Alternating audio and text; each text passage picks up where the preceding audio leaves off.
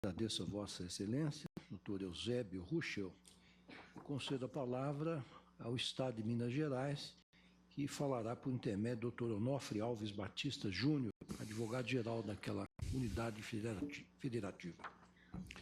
Senhores ministros, uma boa tarde. Cumprimento a todos os presentes, em nome da ministra Carmen Lúcia, que um dia honrou a carreira dos procuradores do Estado de Minas Gerais por pertencer ao quadro. Senhores ministros, em um momento onde ninguém mais deposita nenhuma esperança nos governos centrais, distantes da população, onde todas as esperanças recaem indubitavelmente nos Estados-membros, que são os únicos capazes de alavancar esses 2 anos caóticos que nos esperam, não é? Está em jogo e em discussão agora o Pacto Federativo. Esta é a questão de fundo nesse momento. É o que se discute agora. É bem verdade que os estados estão sendo praticamente coagidos pelo sistema financeiro ou pela burocracia financeira da União a celebrar um acordo quando existe claramente posta na lei a solução para a questão. E vejam bem, estamos discutindo no momento uma verdadeira fraude à lei. Na realidade, torceu-se termos, claramente estão torcidos os termos, e termos corriqueiros. Um exercício de contorcionismo hermenêutico foi feito para demonstrar que no parágrafo tal tem um detalhe que atrai o artigo tal. É claro o desconto, é clara a expressão, fala-se em variação acumulada. Na realidade, existe um acordo feito. O que há de se decifrar nessa questão, diante da questão do Pacto Federativo, é qual é a mens legis, qual é o viés teleológico que costura a lei complementar. E isso nos parece muito claro. Em primeiro lugar, conceder descontos aos estados, uma vez que o custo de captação da União foi muito mais barato ao longo do tempo do que o custo cobrado dos estados. E o segundo, reduzir o desequilíbrio federativo. Claro, vem na 151, onde se trata de depósito e se trata dessa questão. Senhores, a questão é tão óbvia, o uso dos termos é tão óbvio, é tão corriqueiro, que a Selic acumulada consta como punição no contrato. Ora, fosse a regra, por que constaria como punição no contrato? Posto. Agora, venhamos e convenhamos com relação ao desequilíbrio federativo, a fragilidade do Pacto Federativo. Nós temos a União no cume da pirâmide arrecadatória. Para se ter uma ideia, em 2014, 65% da receita direta total estava na União. Vejam bem, 54% da disponível, ao passo que 27% estavam nos estados, 25% da disponível. Agora, vejam bem, no Pacto Federativo, as despesas mais gravosas com saúde, educação e segurança, daí não se admirar porque isso está tão ruim no país, ficam a cargo dos estados. São despesas que não podem ser comprimidas. Senhores, a União sistematicamente impôs perdas arrecadatórias aos estados. Basta ver a não correção da Lei Candir, basta ver o IPI, que, como já se disse alhures, foi usar o chapéu alheio, não é? Causou rombos nos estados. E vejam bem que o Pacto Federativo convive hoje com 11,5% a 15% das receitas dos estados fluindo para os cofres da União. Senhores ministros, quando se fala em Selic simples, Selic capitalizada, chama atenção o fato de que parece que a Selic acumulada é um índicezinho pífio ali, que jogaram para dar desconto. Vejam bem, se em janeiro de 2015 nós colocarmos R$100 até o final do ano, corrigido pela Selic acumulada, nós teremos 112,54. 112,54. Se for caderneta de poupança, 107,29. Se for a Selic capitalizada, 113,21. Então, por que essa distorção tão grande no uso da Selic capitalizada? Porque ela é usada para captação de curtíssimo prazo, overnight. É a mais cara de todas as captações feitas pela União. Curiosamente, se nós formos olhar, fala assim, mas a União capta na Selic capitalizada? Não, não é na Selic capitalizada que ela capta. 26,62% da dívida federal é indexada na Selic capitalizada. O resto são em mecanismos muito mais baratos. Senhores, o que está em jogo nesse desequilíbrio do Pacto Federativo? De um lado, 300 bilhões, que se diz, 300 bilhões até 2038. Em 22 anos, a União emite moeda, emite título. Isso é uma gota d'água no oceano. Nos estados é um balde de sangue. O que nós estamos colocando do outro lado é dignidade da pessoa humana.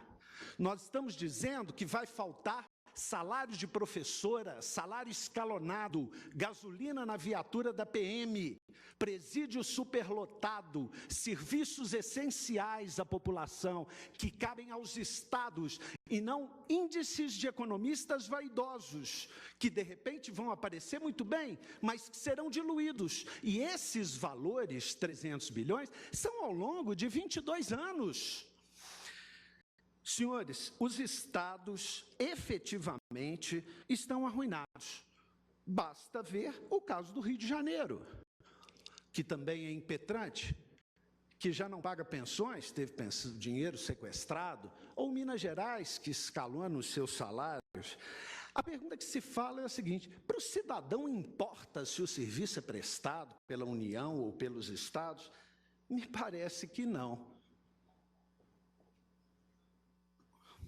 Mas no federalismo de cooperação uma coisa resta clara: o cidadão não pode ficar sem os serviços essenciais. E os estados estão de joelhos, porque a política financeira levada a cabo, a política econômica levada a cabo, os colocou de joelhos. E os juros cobrados os jogou no chão.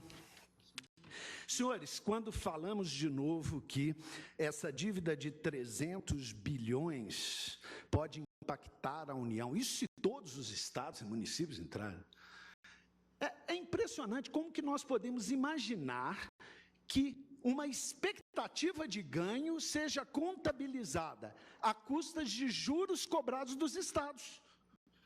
Essa questão, efetivamente, não é uma receita idônea para figurar nessa conta. Não é uma receita idônea. Agora, vejamos também algumas outras questões levantadas.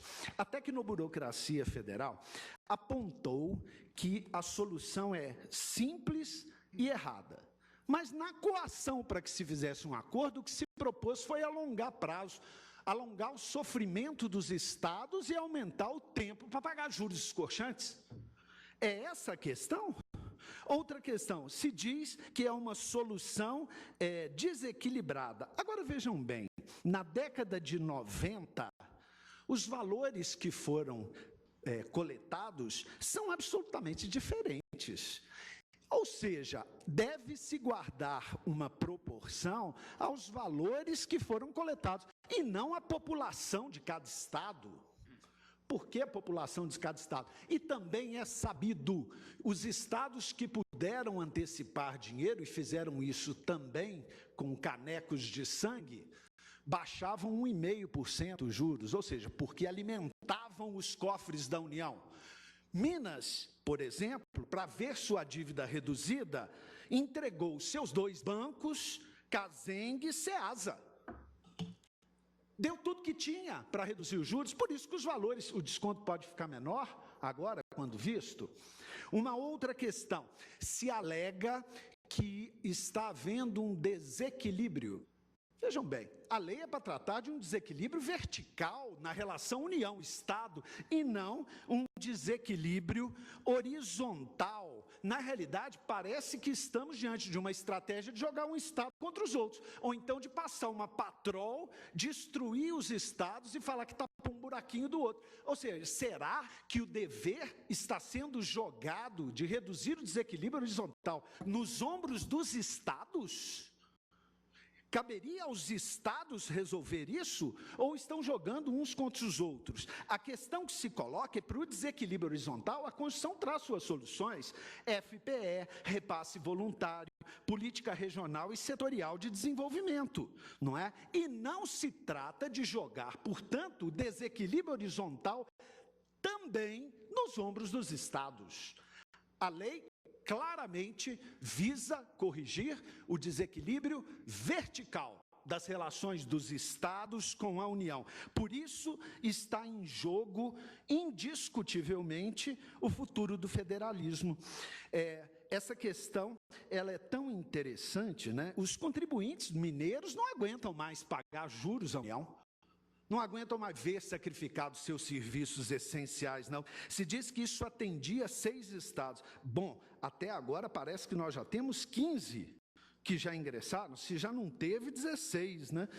Sequer a correlação entre os juros de captação e os juros repassados aos estados importa. Vejam bem, se importasse, se essa correlação fosse direta, os estados podem arguir o que ficou para trás, que a União captou muito mais barato, ou então nós caímos na cilada de dizer que a União é agiota. Senhores, não há essa correlação e pode-se perguntar, no início lá na lei, utilizou a Selic capitalizada era maior. Então, pode-se imaginar, né, que a União teria subsidiado os estados. É claro que não, a União não subsidiou os estados, jamais. A questão, a Selic era usada também naquela época como cláusula punitiva. O problema é que a captação da União pela Selic acumulada é ínfima. A Selic acumulada é para overnight, é a captação mais cara. A União capta até a fundo perdido. A União criou tributos e, como criou tributos, tributos não compartilhados nesse período, em detrimento dos estados. A União emitiu moeda, emitiu títulos, COFINS, PIS, PASEP. Vejam bem, isso não é dinheiro carimbado, está no mesmo bolo. Prova maior de que está no mesmo bolo, que quando a União parcela um débito de sonegador de tributos, ela cobra Selic simples. Quando o BNDES financia alguma coisa, é na Selic simples. Ora, no federalismo de cooperação, se há carência de serviços essenciais para a finalidade atingida, parece óbvio que os estados não podem estar sujeitos a taxas mais elevadas. Se disse também que os estados mais endividados é que reclamam porque aumentaram muito a sua folha de pagamento. Bom, essa questão, ela realmente é muito complexa, porque, vejam bem, o que impacta a folha de pagamento dos estados é polícia e professores, normalmente. São despesas que são inarredáveis e incomprimíveis. Nós estamos falando de dignidade da pessoa humana, mais uma vez. E o curioso é que os maiores impactos se dão quando outros burocratas da União aumentam o piso. E os estados têm que responder a esses aumentos. A sensação que dá quando se diz isso é que os estados estão sendo tratados como crianças levadas que não fizeram o seu dever de casa. E agora é hora de puxar as orelhas. Bom, falar que o padrão remuneratório dos servidores dos estados é muito menor do que da União seria... Isso aí todos sabem, não é? Mas eu pego um trecho do economista José Roberto Afonso, que de forma isenta diz o seguinte: os governos estaduais e municipais apoiam e já promovem um ajuste em suas contas mais profundo até do que o governo central. Os estados comprimiram tudo o que podiam Os estados fizeram sua parte. Agora sim, é hora da União fazer a sua e promover um ajuste das suas contas e, sobretudo, cumprir os mandamentos expressos da lei. O que espera Minas Gerais e os estados de Santa Catarina e Rio Grande do Sul é que o Supremo Tribunal Federal, como guardião maior do federalismo, dê o tom e garanta justiça nesse caso. Senhores, obrigado. Agradeço a Vossa Excelência. Convido